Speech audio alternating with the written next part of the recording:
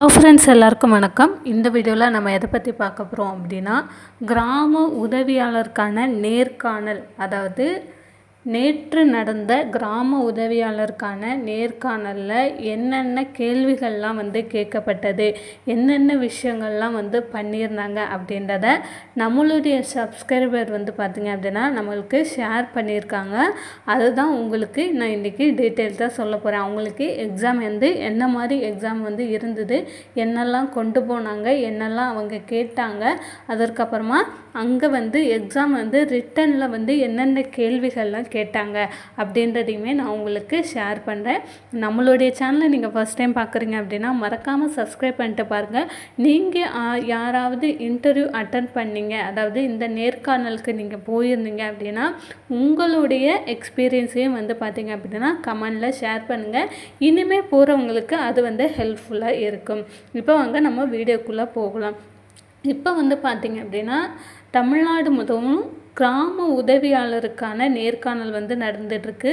அதில் முக்கியமாக பார்த்தீங்க அப்படின்னா திறனறிவு தேர்வு, அதாவது எழுத்து திறனறிவு தேர்வு. உங்களுடைய தமிழ் நீங்கள் எப்படி எழுதுறீங்க, தப்பு இல்லாமல் நீங்கள் எழுதுறீங்களா, தப்பு இல்லாமல் நீங்கள் வாசிக்கிறீங்களா, அதுதான் இந்த நேர்காணலுடைய முக்கிய நோக்கம். ஸோ கிராம உதவியாளருக்கு அந்தந்த மாவட்டங்களில் நடந்துகிட்ருக்கு.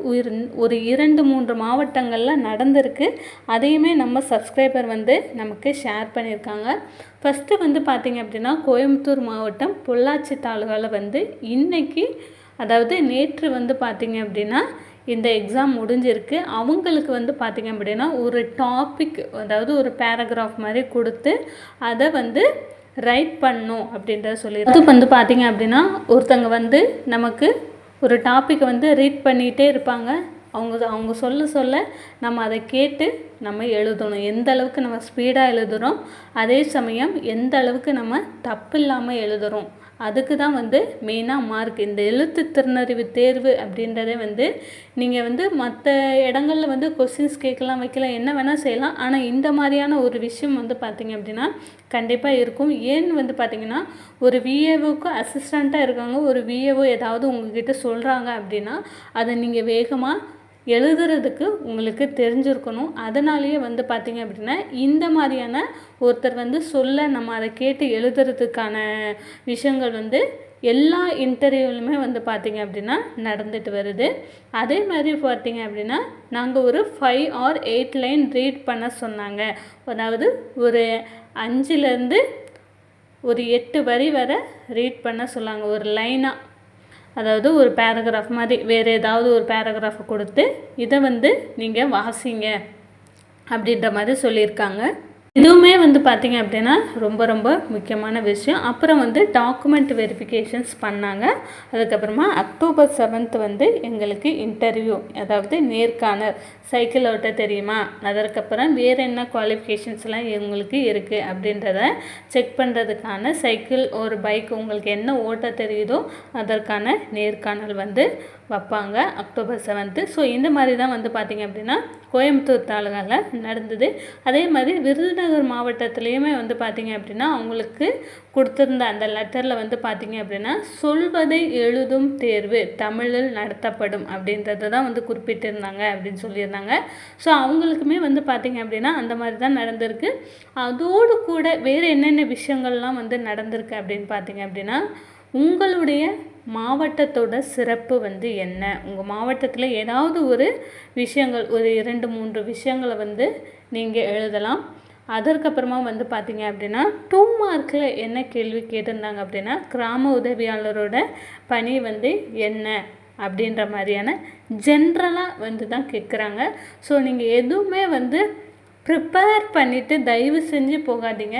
ஏன்னு பார்த்திங்க அப்படின்னா ஒவ்வொரு மாவட்டத்துலேயும் ஒவ்வொரு மாதிரியாக இன்டர்வியூ இந்த எழுத்து திறனறிவு தேர்வு நடக்குது. ஸோ எதுவுமே நீங்கள் ப்ரிப்பேர் பண்ணிவிட்டு போக தேவையில்லை. உங்கள் மாவட்டத்தை பற்றி உங்களுக்கு தெரியும், உங்களுடைய கிராமத்தை பற்றி உங்களுக்கு தெரியும், உங்களுக்கு தமிழ் நன்றாக எழுத படிக்க தெரியும். இது மட்டுமே இருந்தால் போதும். நீங்கள் எதுவுமே படிச்சுட்டு அப்படியே ரொம்ப படிச்சுட்டு அதுக்கப்புறம் நீங்கள் போனீங்க அப்படின்னா அவங்க நீங்கள் படித்ததுக்கும் அவங்க சொல்கிறதுக்கும் சம்மந்தமே இல்லாமல் இருக்கும். ஸோ எதுவுமே வந்து ப்ரிப்பேர் பண்ண தேவையில்லை. அதே மாதிரி வந்து பார்த்தீங்க அப்படின்னா ஒரு சிஸ்டர் வந்து கேட்டிருக்காங்க, இன்றைக்கி வந்து எனக்கு எக்ஸாம் முடிஞ்சிச்சு, அடுத்தது என்ன ஆர்டர் வருமா அப்படின்னு சொல்லி கேட்குறாங்க. கண்டிப்பாக இந்த எழுத்து திறனறிவு தேர்வு மட்டுமே வந்து பார்த்தீங்க அப்படின்னா ஃபைனலைஸ் கிடையாது உங்களுக்கு.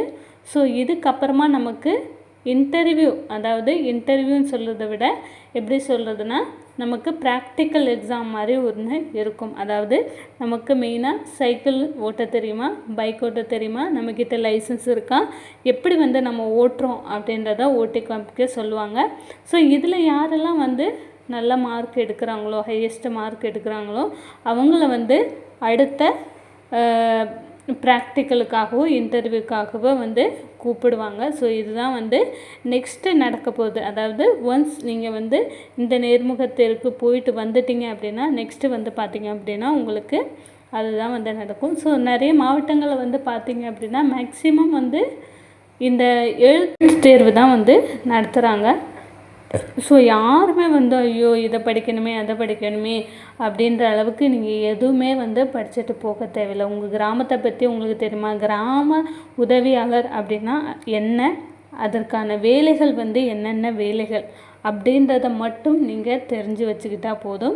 அதோடு கூட உங்கள் மாவட்டத்தோட ஒரு 2-3 சிறப்புகள், என்னென்ன சிறப்பு வாய்ந்தது, நம்மளுடைய மாவட்டத்தில் என்னென்ன விஷயங்கள்லாம் வந்து கோவிலாக இருக்கட்டும், இல்லை வந்து வேறு ஏதாவது ஒரு கட்டிடங்களாக இருக்கட்டும், இந்த மாதிரி ஒவ்வொரு மாவட்டத்துக்குன்னு ஒரு சிறப்பு இருக்கும். அந்த சிறப்பை பற்றி நீங்கள் தெரிஞ்சுக்கோங்க. ஓரளவுக்கு வந்து பார்த்திங்க அப்படின்னா கிராமத்தில் உங்களுடைய கிராமத்தில் மக்கள் தொகை எவ்வளோ இருக்குது, அப்புறம் உங்களுடைய மாவட்டத்தோட எம்பி யார், எம்எல்ஏ யார், அவங்க வந்து பார்த்திங்க அப்படின்னா என்ன பதவியில் வந்து இருக்கிறாங்க, என்ன துறை வந்து அவங்களுக்கு ஒதுக்கியிருக்காங்க அப்படின்றத கண்டிப்பாக தெரிஞ்சு வச்சுக்கோங்க. ஏன்னா வந்து கண்டிப்பாக நம்ம மாவட்டத்தில் உள்ள அமைச்சர், எம்பி இவங்க 2 பேரும் என்ன துறையை சார்ந்தவர்களாக இருக்கிறாங்க, அவங்களுக்கு என்ன துறை வந்து ஒதுக்கப்பட்டிருக்கு, ஒதுக்கப்படாதவங்க அப்படின்னாலும் பரவாயில்லை. ஸோ இந்த மாதிரியான பேசிக்கான விஷயங்கள் தான் வந்து கேட்குறாங்க. அதற்கப்புறமா சர்டிஃபிகேட் வந்து எல்லாருக்குமே வந்து செக் பண்ணுறாங்க. ஸோ பெர்த் சர்டிஃபிகேட் வேணுமா சிஸ்டர் அப்படின்னு சொல்லி நிறைய பேர் கேட்குறீங்க. பெர்த் சர்டிஃபிகேட் இல்லாதவங்க பரவாயில்லை, உங்களுடைய 10th மார்க் ஷீட்டு 10th டிசியில் வந்து நமக்கு டேட் ஆஃப் பர்த் இருக்கும். அதனால் பெர்த் சர்டிஃபிகேட் கம்பல்சரி கிடையாது. இருக்கிறவங்க எடுத்துகிட்டு போங்க, இல்லாதவங்க நோ ப்ராப்ளம். அதுக்கப்புறமா நேட்டிவிட்டி சர்டிஃபிகேட் ரொம்ப ரொம்ப முக்கியம். அதற்கு மார்க் வந்து உண்டு. ஸோ வந்து உங்களுடைய இருப்பிட சான்றிதழ், நீங்கள் அந்த கிராமத்தில் தான் வசிக்கிறீங்க அப்படின்றதுக்கான இருப்பிட சான்றிதழ் வந்து பார்த்திங்க அப்படின்னா கண்டிப்பாக நீங்கள் கொடுக்கணும். கண்டிப்பாக நீங்கள் நேர்காணலுக்கு போகும்போது எடுத்துகிட்டு போகணும். வேறு ஏதாவது உங்களுக்கு டவுட் இருந்ததுன்னா மறக்காமல் கமெண்ட் செக்ஷனில் கமெண்ட் பண்ணுங்கள். நம்ம சேனலை சப்ஸ்கிரைப் பண்ணி வச்சுக்கோங்க. தேங்க்யூ.